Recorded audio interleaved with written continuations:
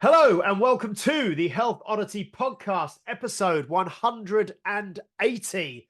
Now, I have an apology to begin with. I'm slightly nasal today, so I don't know how that's going to sound when you listen to it, but I'm never ill and I feel okay myself. I've just got a slight bunged up thing, so I will apologise now if it's a bit nasal. I know why it is. It's because I'm due to go away for a week skiing in a couple of days, and I've been fully working solidly since I think last August. And it's always the way. If you're a very busy person like myself, you know that when you have a bit of time off, you always end up coming down with something because you're kind of you just relax, don't you? And then you let things in. But yeah, so slightly bunged up. So I apologise for that.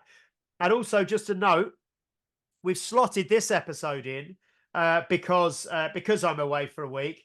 The next episode will be the one that we said about with Mac McLaren, otherwise known as the Tartan Warrior. So that will be the next episode that we're going to do, which will be episode 181. So today is just myself and Pete, and we've got some interesting things to kind of discuss and have a discussion around. And it'll just be the two of us this week, and then next week we'll be back with Mac McLaren, Tartan Warrior. So, Pete, how are you doing today? I'm doing very well, thank you. What we've just been talking about is good. It's going to be good. So you don't need to hear from me because it's just the two of us, isn't it? So we're both going to be talking. What is funny is when you're saying about you haven't had any time off since August and that. You obviously enjoy what you do, and you work hard, but you don't work yourself into the ground. But you still get that thing of winding down because even though you have like a you spend a lot of time with the kids and you go to the cinema and stuff like that, your mind can still be on, can't it, with work? That's the thing. So it's interesting that you were saying that, actually, because even because you see people who, when I used to work in an office and I didn't enjoy it and all that, and I'd get 2 weeks off, I'd be ill for the first week and all that, and I thought that was just all stress and all that. But it still happens, doesn't it? It doesn't mean it's like only office workers or only people who like doing something just for money and stuff like that. It happens to us all, basically. So yeah, it's interesting. It does, yeah. I mean, like I say, I never ever, and I sort of pride myself on never getting ill, and I don't actually feel ill, but just this is annoying for the podcast, the nasal thing. But yeah, it's just it's one of them where you just keep blowing your nose and just doesn't seem to get any better. But I'm sure it will pass in a day or two. I always think about things like that as well. To imagine what it would be like if you weren't looking after yourself. Yes. Would it be worse? Like, we don't know, do we? You can't answer that. But I always think that's interesting. You say you never get ill. You probably do. You just don't realize it, or you feel a little bit ill, but it would be worse. Yeah, not ever ill enough to stop me. Yeah, exactly. Yeah. So hopefully, well, you'll know because next week's episode, which we're recording tomorrow, if I sound a bit better next week or tomorrow, that will only be tomorrow. So it would have gone quite. Well, we'll see. We'll see. I might sound worse. You never know. You might not show up. You might be in bed all day. No. Right. Okay. So what we're going to talk about today is as a kind of a starting framework. I'm holding up, if you're watching on YouTube, I've mentioned it lots on the last few weeks, this Outlive by Dr. Peter Attia, The Science and Art of Longevity. And where I'm up to at the moment, I've just started reading this last night, actually. And I thought this would be a really interesting discussion for Pete and myself to have today. He starts talking about something called the Centenarian Decathlon. Now, what it is, a decathlon obviously is sort of like an Olympic event which comprises of 10 separate disciplines or 10 separate events. And he kind of frames it. He says it's not necessarily that a decathlete might not actually even medal in those 10 events individually if he were to do them as a standalone sport, but it's being kind of more than above average, but very good at those 10 things, but not necessarily. So he talks about what we've spoke about before with people like Pat Flynn, the idea of being a generalist or a robust generalist or a specialist. So he talks about it as being a strong generalist across 10 areas. Now, what I'm going to do initially is, so although it's called the Centenarian Decathlon, which obviously means 100 years old or in your hundreds, it doesn't necessarily need to start there, but it's kind of like more in your later decades. So I'd probably say this starts from 70s, 80s, 90s, and then if you get there, hundreds. And these things he talks about, he's got kind of 10 that are fairly general, but then he says that they're not mandatory. Each person needs to think about their life and what they do and certain things that they enjoy doing and come up with your own 10. So we're going to kind of talk around this.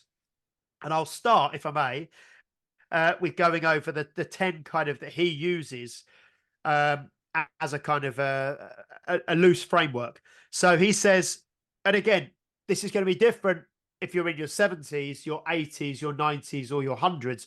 There will be an inevitable decline decade to decade, but it's where you choose to start. And you may even start looking at these things now, depending on what age you're at. So number 1 was hike 1.5 miles on a hilly trail. Number 2, get up off the floor under your own power, using a maximum of 1 arm for support. Number 3, pick up a young child from the floor. Number 4, carry 2 5-pound, so about 2.5 kilo, 3 kilo bags of groceries for 5 blocks.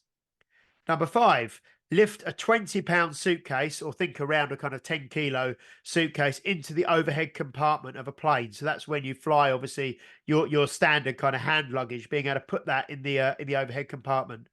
That's it. Hang on, that's your standard hand luggage right now. And by the time we're 100, it'll be like a yeah. a thimble full of something. Yes. Yeah. Approximately a 10 kilo, bag, put it overhead. Number 6, balance on one leg for 30 seconds with your eyes open. And then he says, bonus points, eyes closed for 15 seconds. Number 7, he's got have sex written down. So that may vary, I don't know, 80s, 90s, hundreds. Number 8, climb 4 flights of stairs in 3 minutes. Number 9, open a jar. And number 10, do 30 consecutive jump rope skips. So there's 10 different things in there, and some are very, very practical, like, being able to open a jar and pick up a child from the floor. Others are a little bit more kind of thought around them. But then he adds, because he's got his own background, so he's added, and he's obviously very kind of fit at the moment and very strong. He's in his 50s at the moment, but he adds another 10 just to give some other kind of ideas. Swim 1/2 mile in 20 minutes. Walk with 30-pound dumbbells, so about 16 kilo in each hand for 1 minute, like a farmer's walk. Draw back and fire a 50-pound compound bow. So he's into archery. So that's a very specific one, but it's a good example of something specific. Do 5 pull-ups, which is, very good. Climb 90 steps in 2 minutes. Dead hang, so just hang from a bar for 1 minute. Drive a race car within 5 to 8% of the pace I can do today. So he obviously races cars as well. Hike with a 20-pound backpack for an hour. Carry my own luggage and walk up a steep hill. So they're kind of some ideas of what things we may pick. But I just thought it was a really interesting kind of concept of looking at what you might want to be able to do when you get older. And obviously, starting from now, you have to be able to do, if you want to be able to do those things in your 80s and you're currently in your 40s or your 50s, then that you need to be so much further ahead than those things to allow for an inevitable decline over the coming decades. I'm going to mute myself and let you talk for a bit, Pete, with my nose. And what's your kind of initial thoughts on those kind of things, and how do those things sound to you, and what kind of thoughts do you have around that? I think it's funny because when we talk about longevity and strength training and what have you, you can get caught up in the how fast you can do something, how much you can lift, and all that. But in this, the thing like opening a jar, my mum's 80 this year. I had a conversation with her on Sunday. She doesn't get out of the house much. She's just got a walker, like one of those things with wheels on that you can sit on. And she didn't want it because she's like there for old ladies. And we were like, you're nearly 80 years. You know what I mean? It was like, right, okay, but she's got 2 false hips and all that. And my brother gets because he still lives up in Newcastle in nearby. So, but he gets he'll order food for her and get it delivered to her. And the guy who delivered it was great because she's got arthritic, she's broke her wrists and stuff like that. She's got arthritic wrists. She falls over a lot basically, which is why she's got the walker. And like the guy who delivered the stuff brought it all in, obviously, asked her where it wanted to be, and then he said, "Do you need a hand with anything?" She was like, "Well, can you open the jar of beetroot for me, please?" and all that. So he stayed and said, like, "Do you need me to do anything for you?" Which I thought was brilliant. I didn't know that I don't get my shopping delivered, because one of my goals, which one of my goals, I've just written these down based off what you said, is to be able to carry my own shopping from the wherever I buy it to home. Right, that's it. And so she obviously can't do that, and yeah, the guy asking about that is because, there'll be loads of people who buy stuff and then they're like, well, how do I, just very simple stuff. And thinking about that now it's one of those things. If you do that, if you open a jar once a week, the chances are you're going to be able to open a jar next week. It's like if you go for a walk today, the chances are you'll be able to go for a walk tomorrow, whereas if you don't for ages, then the chances are you'll diminish in whatever capacity it is. And all of these seem to be very simple things. And it takes me back just because something you shared with us a few weeks ago when we had Fabio on, that really did make me think, was the standing on one leg and putting on your your pants and your socks and your trousers.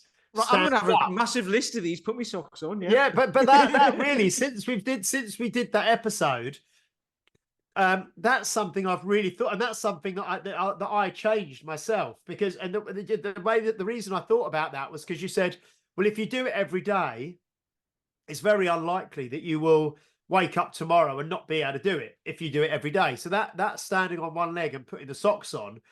And I notice when I do it later in the day, it's a bit easier. So when I've been up for a while and yes, my back's loosened up and I'm more awake, and maybe my vestibular system and my balance is better. Because sometimes if I get out of bed at 5 a.m. and I'm getting changed in the dark almost to try and sneak out the house, my balance isn't great. It's harder to do because the mobility, maybe the balance isn't quite there. Maybe the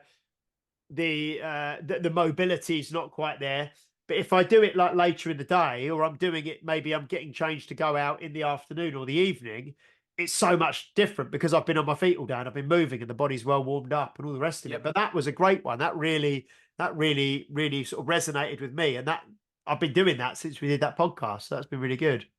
It's funny. It's a tiny thing, but I get dressed standing up every day. In fact, 3 or 4 times a day, because I'm like one of those what they call, not like drag queens, the people who get changed on stage like really quickly. I'm like one of those, because like I'll be out doing a session in the morning, then have to come back, do my own session, and then have a shower, and then like you might go out and get wet, so I've got to put dry clothes on. Honestly, I'm doing it all like it. Yeah, you're doing costume changes. Yeah, exactly. Yeah, that's a good one actually. You see, this is the funny thing, because I've now got a list of like 12 things. One, put me socks on, which I hadn't written down. But the more I'll think of this, I'll have a huge list of stuff. And it's just everyday things, from getting up in the morning to going to bed at night, that you do throughout the day, like walking, opening a jar, being able to get up and down off the floor, balance on one leg, those sorts of things. I've even got doing a 3x3 cube in less than a minute, because that's a cognitive thing, right? And that was what I was thinking when you were talking about putting your socks on, is that's not just a physical thing, that's a mental thing as well, because it's when I had Tim Anderson on, it's crawling, isn't it? It's a crawling pattern basically, or a walking pattern, which is similar to a crawling pattern. So it's what's good as well is he talks about in the book about the importance of VO2 max and how there's 2 things that are really good indicators of lowering your all-cause mortality. One being the higher VO2 max, so the fitter you are, cardiovascularly and aerobically. If you're in the kind of the top 50%, I can't remember. I won't pick a number, because I'll be making it up. I can't remember the exact figures, but you're so much less likely to die of anything. Yeah. that, you know, and then the other one is muscle mass and strength. So it's having the muscle mass there, but also the strength that comes along with muscle mass. So those two factors, and he says a lot throughout the course of the book that exercise and having those things is head and shoulders the greatest predictor of longevity above all else.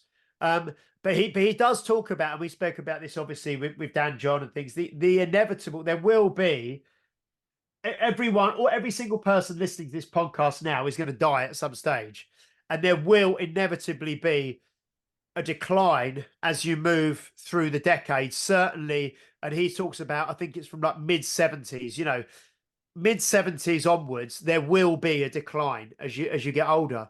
But if you can start from a much higher place, then that decline, it gives you so much more of a buffer, so that your decline will not be so steep, will not be so fast, and will not be so debilitating. If so, he says, well, look, if you want to have a VO2 max of, say, 30 when you're in your 80s, when you're in your 40s and 50s, it needs to be really good. So you need to, and we say it all the time on this podcast, you need to start thinking about this in your 30s, your 40s, and your 50s, because that's going to determine how fit and how able and how independent and how much you decline in your, you know, your 60s and your 70s and your 80s and your 90s. So it's really helping me think about things, I suppose, with that longevity mindset. And I think this, because so many people, and we've spoke about it before, we spoke about the your physical pension, didn't we, on one episode, you know,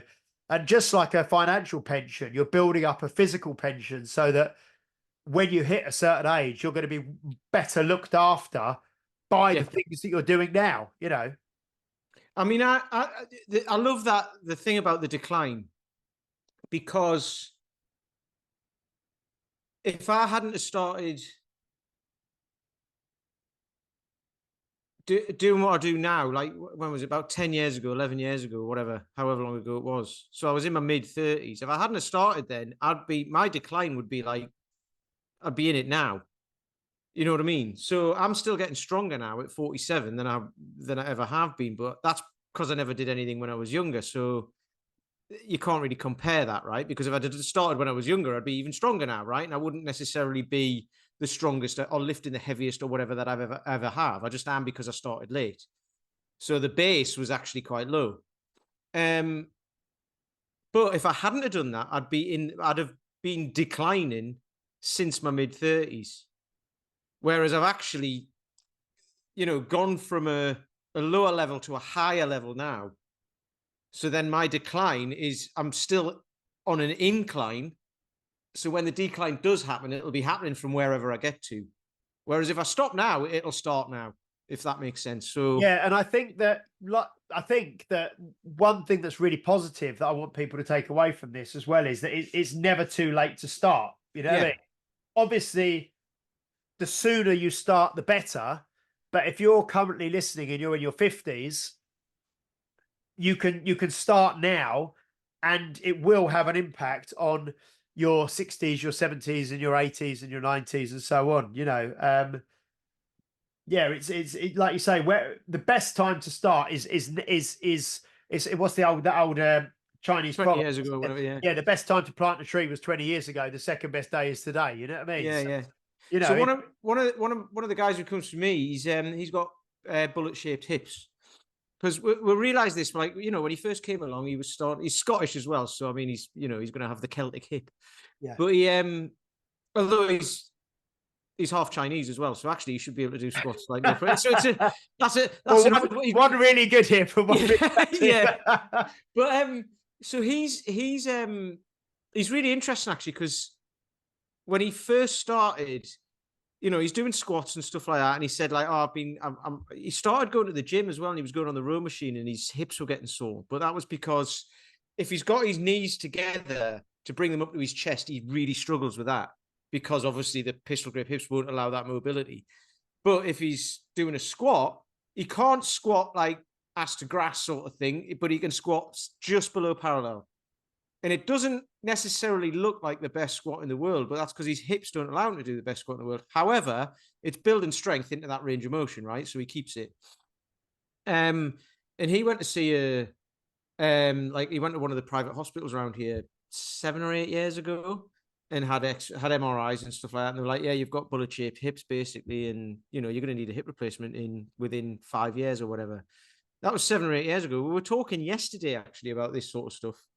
Just because we were talking about parents getting older and all of this, and I've been talking a lot about this actually because it's the anniversary of my dad dying on Monday, this Monday, so 29th of January, and it's 20 years. So that's like I'm getting all I'm thinking a lot about this. Nostalgic. Yeah, it brings up a lot of things, doesn't it? Nostalgia. I was actually talking to somebody last night as well about the concept that everybody dies, and he struggles with it because he thinks he's like death is hitting a wall and then you're done. And I was like, I've got it in my mind that you're actually stepping over to something else, and not in a religious way or that because I'm not religious, but just for me that's the story I choose because it makes me feel better. But anyway, this guy was saying so he'd been back to the hospital last year, about 7 or 8 months ago, and it's fine. It's the same. No degradation, no nothing. He's like, and the doctor was like, just keep doing what you're doing. So because he'd started going running as well, a couple of years ago. And he said, "Oh, my hips are getting sore doing that." So he stopped. So he does a lot of walking. He walks up mountains and stuff like that. He goes to Scotland and goes up mountains. Not all the time, just every now and then. But he comes down to me and does kettlebell swings and presses and squats and lunges and stuff. But one leg he lunges really well. The other leg, it's not the same. But it's like, well, we're going to do it anyway, and it doesn't look great. And if someone walks past, they're going to be like, "You're doing that all wrong." And it's like, no. He's doing that the way he can do it, and it doesn't hurt. And it's keeping the strength in, so being able to stand on one leg and all of that sort of stuff. So this just makes me think, and I think he's 52, and and he's thinking about this now, and he's like, well, if I carry on doing this, I'll not need a hip replacement ever, which is brilliant. No, it's great. And I just from what you were saying, I was just flicking through a book because I had a friend of the show, listener of the show, Fred Hoisted, brought back. What was I doing? I was talking about books the other day, and I kind of said, "Oh, I've lent someone a book." It wasn't this book, but he said, "Oh, I think I've got." I lent him another book actually. I lent him Primal Blueprint by Mark Sisson and Brad Kearns, and he said, "Oh, actually, I think I've got your 7 Habits of Highly Effective People." Now this is a newer copy. I've got a really old copy, but I'd lent him this years ago, and this is like one of the classic sort of personal development books from the 80s, I think, but just what we've been talking about today. So it's just on the desk next to me because I brought it back from the gym. And the first 3 habits of highly effective people, and it just jumped into my mind that this ties in perfectly with what we're talking about. Habit 1 is be proactive rather than reactive. So, and that's exactly, and there's something else I shared earlier in the week, which was from Dr. Chatterjee, where he said, creating health is not the same as treating sickness and disease, and Yes. it was a big thing where he said, and this ties into the Outlive book as well, whereby just waiting till you get ill, then dealing with it is not a good strategy for being healthy because they're totally different things. So this be proactive is obviously massive. We're encouraging people to think 10, 20, 30, 40, 50 years in the future and do something now rather than wait till there's a problem and then try and manage it. The second habit is begin with the end in mind, which ties in with what we always talk about what's it like in 20 years?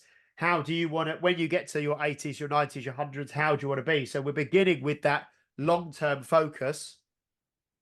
And then habit 3 is put first things first. So it's kind of what's the one thing you can do today, or what's the quick wins that you can do, or what can you implement? What's going to give you the most bang for your buck? So those first 3 habits, be proactive, begin with the end in mind, and put first things first, all tie in perfectly to what we're talking about today. And I think that's that really is the cornerstone of everything we talk about on this podcast most weeks, isn't it? It's those three habits, you know, and the outlive, and what we're talking about is and what most of our guests that we have on um encourage and have done and do in their own life. Yeah. Yeah, I think like going with that, I put a post up today. What I've been having lots of chat. Honestly, I mentioned this book last week. It's by a guy called Brian Grazer, who is a Hollywood producer. He produced Beautiful Mind, Apollo 13, Splash, Arrested Development, 24, 8 Mile, J. Edgar. He's been nominated for 43 Academy Awards and 149 Emmys and all of this sort of stuff, right? He's one of the most influential people in the world, apparently. And the book is basically just about having random conversations with people, just and then getting ideas from it. So I've been having lots of conversations in like lots of groups I'm part of and things like that, and on social media and stuff. And we were talking yesterday about the sweet, and I put a post up about it today about the sweet spot of disconnecting from the outcome because it'll either happen or not, and you can't control whether it does or not. All you can control is what you do today, but doing it anyway. So, like with anything, so even in business, in like business goals for like, you know, I want my business to be this big. There's not a lot you can do about it apart from just do whatever you need to do today. But if it feels like a struggle, I mean, the thing is as well, you got to be uncomfortable and all of this sort of stuff as well, right? But it's like if it feels like an absolute slog every day and it's getting you down and stressed and tired and all that, then it's like, well, is it what you want to do? And it goes back to the thing I did about like when I started Walk Bath was I asked myself two questions. Well, there was 8 questions, and one of them was what would you do for free, and the other one was when you look at the world at large, what deeds need doing. So it was like, well, I'll go walking for free, and help the homeless by donating a shelter, right? And it's like, well, I could do something along that, or I could just donate a shelter because they know what they're doing already. They've been doing it for years, so I'll just, you know, that's another side to it. So people get to look after their own health and fitness and mental health, and help other people as well. And we were talking about it, and then it's the same with my strength goals and all that. It doesn't matter if I get there or not. I don't care because I enjoy doing what I'm doing on the way, and I would do it anyway, regardless of whether I've got that goal or not. I'm going to do it anyway, and it's the same. It's the same with both of those. So it's the sweet spot in the middle of disconnecting from the outcome, but enjoying what you do that gets you towards that outcome anyway. And that's really hard to explain because it's a feeling rather than an action. And it's really interesting because this conversation is opening up, it's firing off things in my brain, and it's almost as if I've got all the resources to hand because I watched a film yesterday on Netflix. I can't remember. Have you got Netflix? I have. Yeah, and it's called American Underdog, and Okay. it's a really uplifting, inspiring, true story. Based on kind of American football. And I've actually got a Canva ready to go this afternoon with a quote, which is perfect because it was done. Well, I wrote it down last night when we were watching it, and it ties in perfectly to what you're saying about, you know, disconnecting from the outcome and all the rest of it. And it was in the film. It's life is not about what you achieve; it's about what you become. Yeah. And it's a really good film. So if anyone hasn't watched it, I'd really recommend it. I think it's the Kurt Warner story. So he's a quarterback in the NFL, but I think it's quite a well-known story, and he's quite a well-known person, obviously in America, around American football, because he's one of the first. He's I think he's the only rookie to go into the NFL, and he wasn't a draft pick or anything. He had to really fight to get there, and he won the Super Bowl in his rookie year as the quarterback for, I think it's the St. Louis Rams or something. But it's a really, really good film. Really, really worth watching. But yeah, that's you know, life's not about what you achieve; it's about what you become. And I think you say, like, you aim for these things, or you've got them in your mind that you're trying to get. But even if you don't quite get there, what you're going to become and who you're going to become in the process of working towards that goal is far more important than getting that goal in the end, isn't it? You know, it's kind of the person you're becoming and the habits that you're laying and the progress that you're making and all the rest of it, you know? Do you know what? It's funny this because I've been watching a lot of videos on YouTube of Faith No More at the minute, recently. who, if you don't know who Faith No More are, they're a rock band from the 90s, basically. They kind of disbanded late 90s, I think, and then they got back together and they've been doing tours and stuff like that, and they produced some new stuff. But they're a band of people who are all completely different musically and all come from different places. And in the late 80s, early 90s, they were doing, by the time they'd produced an album and people had got into it and listened to it, they'd moved on.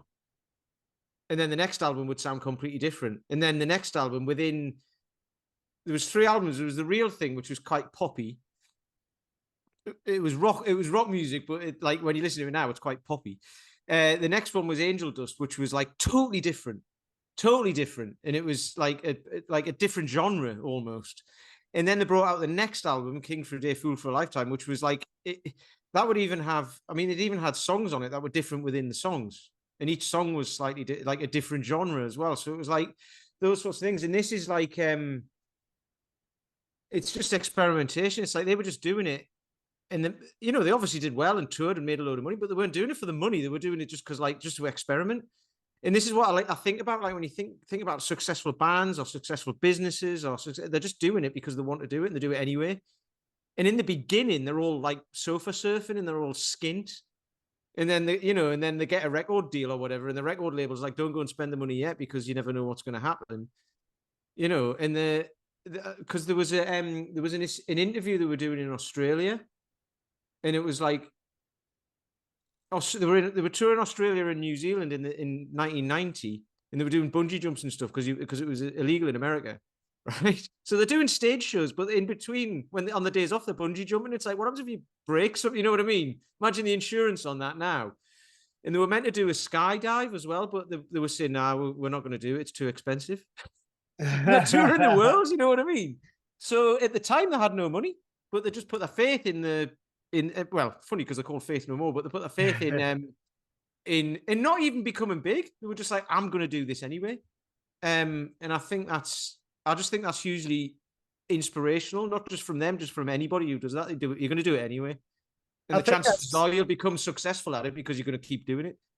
Yeah, if watch this film, definitely, because the guy, before he kind of made it and got into the NFL, was like literally stacking shelves in like a supermarket. You know what I mean? Like, it looked like a job because he still trained in the day, and he was trying to break through. You know, and he was doing like stacking shelves at the night shift in the supermarket, and he went on to become like, amazing, and did some great things. So no, it's well worth it. And also, I'll have to start listening to Faith No More again because after we've already mentioned him on the podcast, haven't we? Pat Flynn. After we had him on, I started listening to Extreme again. And now I'm going to have to start listening to Faith No More. Obviously, I've heard a lot of Faith No More songs before, but not sat and listened sort of, like you would do an old-fashioned album, and you'd listen for track 1 through the whole thing. I'll have to start listening to some of that again, I've had the albums on while I've been training. I've had them on in the background, and actually all my favorites are not my favorites anymore. The new, like I've discovered new stuff again. Yeah. Just by listening to it from it, it's that saying, isn't it? You can't stand in the same river twice. Yeah. Yeah. Because the water's moved and you've moved and all of that. So like now I'm 30 years older, it sounds different because I think of it differently. So it's just really interesting. Yeah. No, that's great. No, so I mean, I think that's this idea of the Centenarian Decathlon is powerful. And what I want people to try and do maybe from this is actually have a think about for themselves, there's probably going to be standard stuff that is necessary but that's what I liked about it as well. The fact that it wasn't, you mentioned that the walking up hills and hiking and stuff. It wasn't like, run a mile in under 12 minutes or something. It was, be able to, walk uphill or hike for a mile and a half. You know what I mean? Stuff like that. So very, very accessible things. But people obviously with current different interests, different hobbies, if, for example, you're really into gardening and things like that, it might be that you want to be able to, independently, look after your garden until you're whatever age, and then that's kind of might be something specific, which is obviously great because you're around nature, you're out in the fresh air, you're being active as well. gardening requires a lot of mobility, usually getting down onto the floor, getting back up, all the rest of it, carrying things around. So that's a really practical one. But yeah, just want to encourage people to have a think about that, really. And I know I will be as well, as I read the book. And I know you've just made some notes there, Pete, as well. So yeah, I I mean, think mine are it a ties in mine with mine. everything, doesn't it? Yeah. I think mine are a minimum requirement as well. Yes. Yeah. So actually, I write them down. I'm like, that's what I want to be able to do at least. But the chances are I'll be able to do more. Yeah. I'm trying to think. I listened to another. What was it? Oh, it was the Joe DeFranco, Industrial Strength. And it was kind of like the minimum standards you know, to be able to do in your 50s or your 60s, and he was like, right, and this was for him, but he was like, yeah, this is the minimum that I want you to be able to do. It wasn't like, if you could do more, brilliant. Because again, the more you could do in your 40s, your 50s, your 60s, the even with the inevitable decline, the more you'll be able to do in your 60s, your 70s, and your 80s. So no, that's really powerful. No, that's great. Cool. No, I think that's a nice little conversation today, which I wanted to jump on and have this one, and I wanted to kind of share that with people because it's I think it ties in with everything that we talk about every week on the podcast, and it's just a good reframe. So I really encourage people, and if you want to, if you're in the Health Oddity Facebook group, if you want to, post maybe your Centenarian Decathlon in there. If you want to share it with us on, on the Facebook page or on one of the Instagram posts or something, that would be really good, just to kind of see what you guys are thinking and where you're at. And like I said, I think there probably should be maybe 5 that are fairly generic that will be good for everyone, and then there might be 5 that are a little bit more specific to you and to your hobbies and to what interests you in your life. So no, that's really good. So I think we'll start to wrap up, Pete, if that's all right with you. Do you know what? It's weird. It feels like we've been talking for hours and we've said loads. Yeah. We've been talking for like half an hour.